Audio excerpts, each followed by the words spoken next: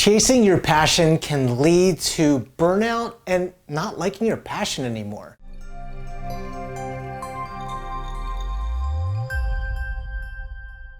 Hey, what's going on? It's Eric. A lot of folks call me the Modern Mystic, and I'm always here to help you find freedom, abundance, and just really direction and healing and growth in this entrepreneurial world. So you might have heard of a lot of folks and coaches, entrepreneurs, the biggest luminaries out there saying things like chase your passions or follow your dreams. Or you might have heard of the statement or the quote of, if you love what you do, you'll never work another day in your life. And I want to tell you, like, all of these statements, at least to me, I think are absolute nonsense. I think the notion of chasing one's passions might often lead to burnout and just a complete desire or lack of desire of those passions. So back in the day, I would say about 5-6 years ago, and for a long time, I used to play a card game called Magic: The Gathering. I know it's a super nerdy card game.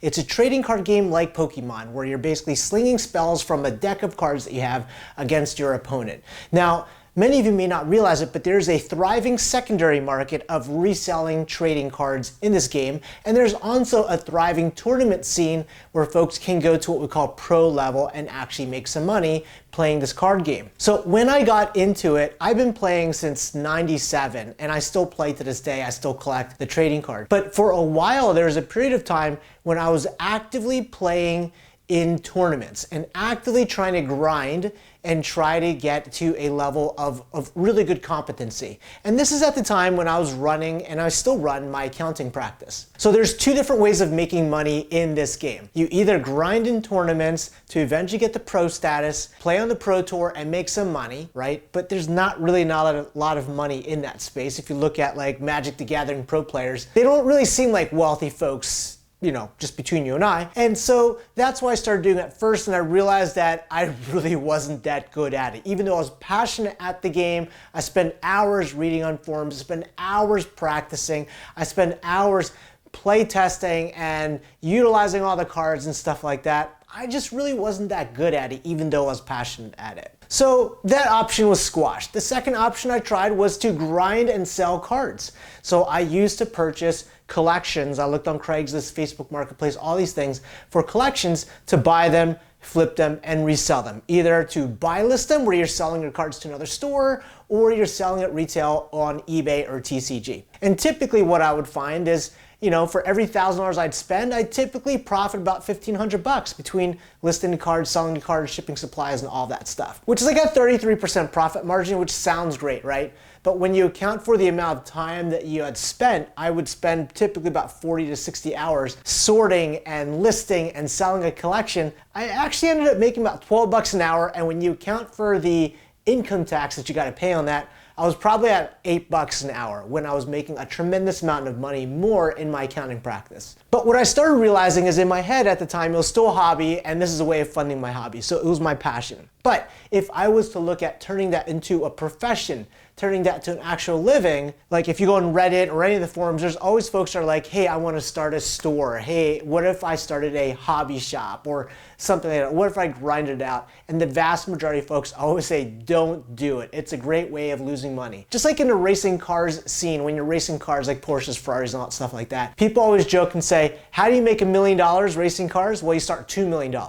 Right? So at this point in time, what I realized was like, I just got burnt out. Like I was grinding, trying to make profit selling cards. I was spending 40 to 60 hours per week when I should have been focusing it on my business, where I have a true skill set making money. And I realized that I started losing interest in the game because I burnt out. And I still collect, I still have cards, but I just kind of look at the cards now, right? So many of you are out there are wondering, you know, you're looking at dipping your toes into entrepreneurship. Maybe you are in a 9-to-5 job right now, and maybe you're a little bit burnt out, and maybe you want to start something following your passions. And what I invite you to consider is, if you are to follow your passions without 3 qualifying questions, it might lead you to disaster. Another example, I am absolutely passionate about road cycling. I love road cycling. I put on maybe 150 to 200 miles per week riding my bike with my son, his team, and all that stuff. But number one, I'm probably too old to go pro. And even if I was to go pro, some of the intercontinental pros that ride on the pro circuit in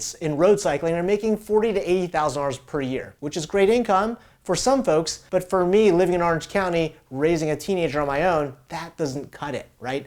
Or maybe I could open a bike shop. That's a great way of putting a ton of capital out and not making a tremendous amount of money. Or I can make a bike product, right? So I strongly believe that if you follow your passions that you truly enjoy and you try to turn to a business, it can lead you to burnout. It can lead you to the point where like, I don't want to deal with this anymore. And you lose this beautiful escape that you have from your working life, from your earned income life. But if you are looking at creating a passion into a business, I have 3 questions that I invite you to consider or to think about before you even consider it. Number 1, is my passion highly marketable? Highly marketable means, is there a marketplace for what you're looking to do and the passion that you have, right? If you're a basket weaver, maybe there's a place on Etsy for you. If you're in the trading cards, maybe there's a secondary marketplace to sell cards. Is there a marketplace for it? If you love playing basketball, is there a market for you as a basketball player? And this will weed out a lot of considerations of turning your passion into a business, right? Like if your passion is basketball, what's the marketplace for that? Well, there's not many. If you play amateur or pro ball, you need to be at a certain level of competency to be that or to do that, or you can maybe sell products in that space. But consider, is that passion, is that market segment, is it marketable? The second thing that you want to consider when looking at turning your passion into a business is, what is the probability of making this into a profitable venture, right? Let's say, for example, you wanted to sell your art online or maybe make NFTs and convert that into selling a product, right? Is this something that can be profitable, and how do you research it? What I'd recommend doing is, if you're into maybe handmade goods or whatever, look on Etsy and look at other sellers that are selling what you're selling and see how many sales they've made. And in your head, you could determine, okay, is this a business or is this a model that could actually make money from? Or is it a hobby? And there's nothing wrong with like turning your passion into monetizing your hobby a little bit, but the moment you want to turn into a business where you're actually replacing your other earned income, there's a significant amount of thought process that you want to consider. Maybe you want to keep selling trading cards as a hobby and make money on eBay. That's totally fine. But again, the moment you want to turn it into a true business, right, where it's replacing your other income, there's a lot of considerations with regards to that. When you're looking at a person's sales on eBay or Etsy or whatever, also consider how much time did you need to put into this.